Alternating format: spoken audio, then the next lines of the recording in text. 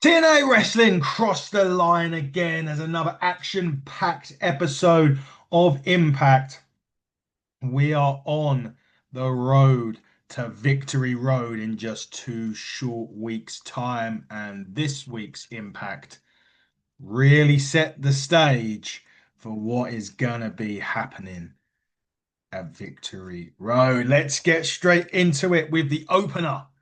Moose going one-on-one against another heavy hitter in AJ Francis of First Class. Ali was on commentary for this one. Obviously, Order 4 and the system at loggerheads at the moment. This was a good opener, actually. Really solid match to kick off the show. Like I said, two heavy hitters in there.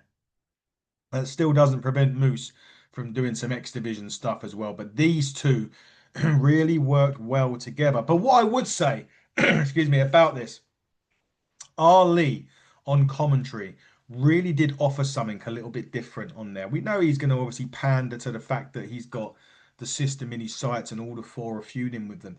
But he really did add something a little bit more, different to that commentary. The commentary is great from Ray World and Hanny Fan, don't get me wrong, but having Ali there just added that little extra touch of brilliance. But like I said, solid opener on this, and with Ali adding a bit more drama to it in the background. But of course, Moose with the spear picks up the victory and thus challenges Mustafa Ali to a match at Victory Road, which I believe has been at least approved. I don't know if Ali accepted it, but Santina Marella accepted it, and that match will be happening at Victory Road in just a few weeks' time. Now, another match that's going to be happening at Victory Road, it will be Leon Slater defending the X Division Championship.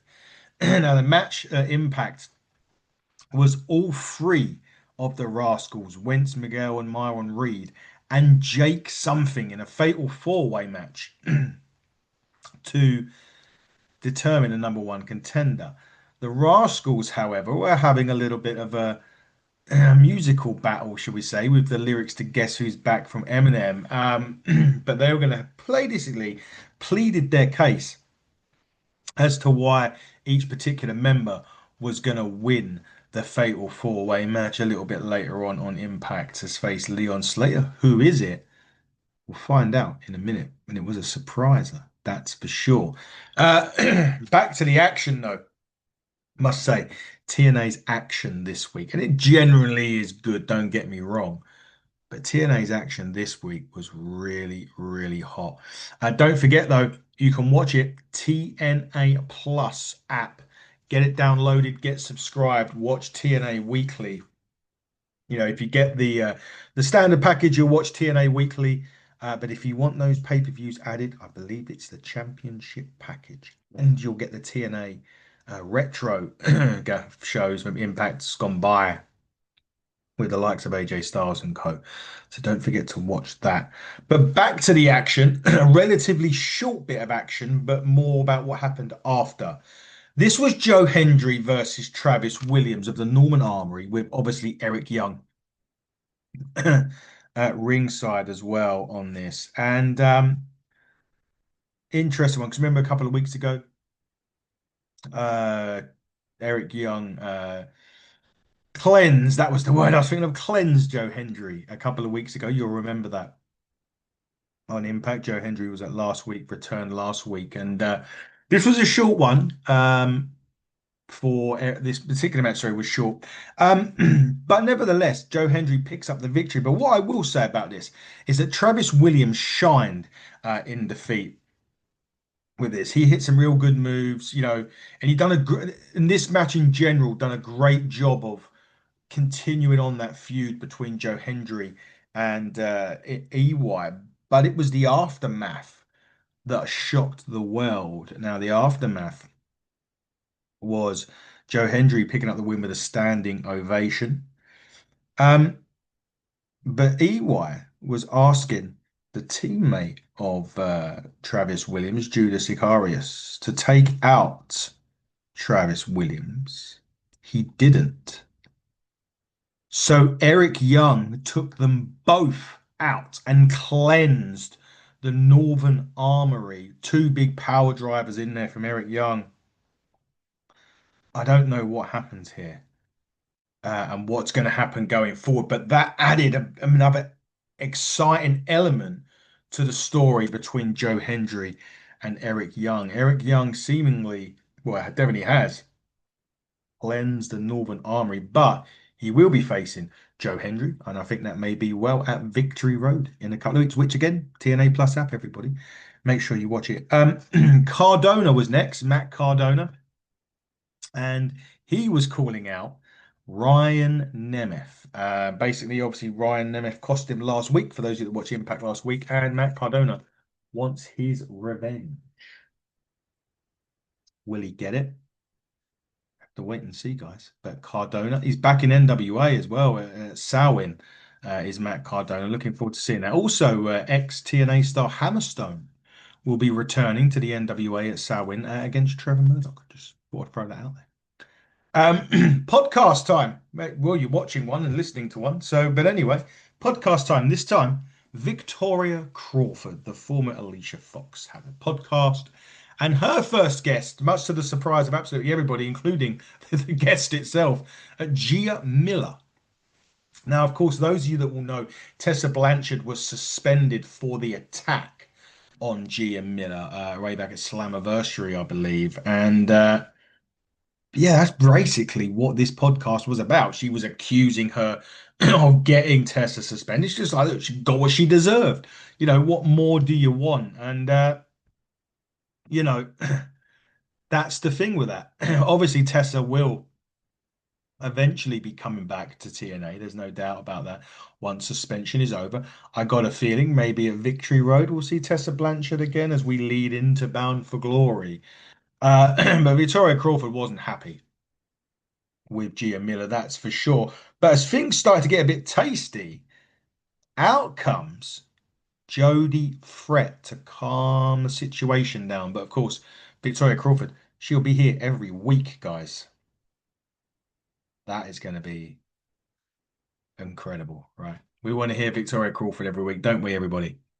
What's that? No, no, neither do I. But a good segment as well. And again, seems to be planting the seeds for Blanchard's comeback. Are they going to do a Gia Miller, Jody Fret tag team against Victoria Crawford and Tessa Blanchard? Maybe we'll have to wait and see. But my goodness gracious me, what a match did we get next on TNA Impact? This was absolutely brilliant, and it's going to be X Division related, right? Of course it is. Leon on commentary for this match. Myron Reed, Zachary Wentz, Trey Miguel, and Jake something. This was brilliant. And you had three similar styles in there, but then you had the Jake something power style as well, and that just gives you that little bit of breathing space or that little sort of heavy hitting thing. Because obviously you're going to see the rascals flying over everywhere, and sometimes if you've got too much of that, it is a distraction. But when you have that big powerful guy in there that can actually take them out at the same time, it adds that great element to it. And this was tremendous. And as I said, the power from Jake Something added that nice little difference to the mix of this particular match. Really enjoyed this. Rascals were teaming up quite well as well for the majority of this match. There was a massive black hole slam, a shout out to Abyss on that one. However, it was a 450 from Myron Reed that picked up the real surprise victory in this. And with that victory, Myron Reed goes to Victory Road to face Leon Slater in a match. It's going to be one of them ones where they're going to finish up and go, follow that. And it's going to be near on impossible to be following Myron Reed and Leon Slater at Victory Road. So good luck to whoever gets that job. You'd have pulled the short straw a mile away. But things hadn't finished with Jake something at that point. He goes out to the back and bumps into the King, of TNA, Frankie Kazarian. And, he called him Jake Jobber, which was quite funny. Um, but he has offered Jake something, an opportunity to side with Kazarian. That's an interesting one. Didn't expect that this week. It was quite a few I didn't expect this week on TNA, and that was certainly one of them. Kazarian and Jake something is going to be interesting. Will they partner each other? Will Jake something go towards partnering with the King of TNA? Speaking of the King of TNA, you can watch our interview with Frankie Kazarian in the playlist. If you're watching on the Wrestling Edge podcast, by the way, head on over to the Hitting the Turnbuckle podcast and you will see that particular interview. It'll be uploaded to the Wrestling Edge podcast very, very soon, by the way. We're gradually hitting the turnbuckle and the Wrestling Edge have kind of merged together. So you'll be seeing content shared across both platforms. So be interesting to see what you guys, you fans of the Wrestling Edge, think of that. And make sure you go and follow Hitting the Turnbuckle as well. And likewise, follow the Wrestling Edge on the Hitting the Turnbuckle podcast. So you go and see it as well. So seeing a lot of cross shows, which would be good. Um, However, the inspiration and the elegance brand, they have had a little bit of a to-do now for quite some time over these Knockouts Tag Team Championships. And this week, it was kind of, it was Jessica McKay versus Heather by Elegance. Quite a quick one, this. With assistance from M by Elegance, Heather picks up the victory. And then they go and attack Jessica McKay. Out comes Cassie Lee. And that then brings a match between Cassie Lee and M by Elegance. Confused? Not so much. Great action between the two. Really good way to building the feud up by having the two people from the teams face off. And it was one each in this because Cassie Lee picks up the win with the Inspiral move as well. And there was a bit of outside influence in this from Jessica McKay and Heather by Elegance. So, really good way that TNA are building this up. Now, again, the inspiration could well get Knockouts Championship gold on this. And that's not the last we see of the Elegance brand. They're backstage with Ash at this point and the concierge to try and get the match between Ash and Masha Slamovich changed or dropped. Well, Santino does change the match. It's no DQ, and Indy Hartwell is the referee for this match. And he also books that Knockouts tag team match between the Elegance brand and the Inspiration. Are the Inspiration finally going to get their hands on those Knockouts Division Champion Tag Team Championships? We'll wait and see. And we were going to get a Mike Santana match next. But that didn't happen because Trick Williams attacked him during Mike Santana's entrance and they were brawling everywhere. So that match with Santana didn't happen. But what is going to be happening at Bound for Glory is Santana Williams TNA Championship. And that, my friends, will be where Santana wins the gold. Now, next week on TNA is already looking stacked. We have Mustafa Ali, Brian Myers, all the four in the system collide once more. We have Indy Hartwell versus Danny Luna. What a match that's going to be, guys. That is going to be brilliant. I'm going to be looking forward to that one. That is for sure. We're going to have another King's Speech with Frankie Kazarian. What is he up to? Will it involve Jake something? I don't know. And the Inspiration and Masha Slamovich will compete against the Elegance brand in a six-woman tag team match. It's enough reasons to get download and subscribe to the TNA Plus app. Get it, subscribe it, watch. Simple as that.